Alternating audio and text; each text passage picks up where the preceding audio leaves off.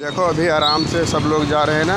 अभी जैसे फाटक बंद होने लगेगा, इतनी स्पीड से निकलेंगे, उनको डर नहीं है कि यहाँ पे एक्सीडेंट हो जाएगा या कुछ और हो जाएगा। अभी टाइम हो गया है ट्रेन को आने के लिए।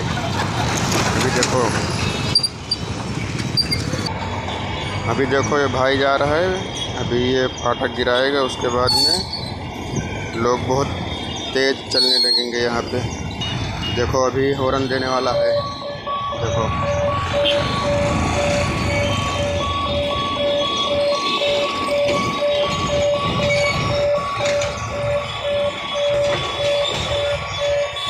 देखो फाटक बंद होने लगा है, उसके बाद में ये लोग स्पीड से निकलने लगे हैं। पूरा डर नहीं है कि फाटक बंद होगा, एक्सीडेंट हो जाए या कुछ हो जाए, इनको कोई फ़र्क नहीं पड़ता। देखो बंद हो गया है। देखो कैसे कैसे घुमा घुमा के लोग जा रहे हैं।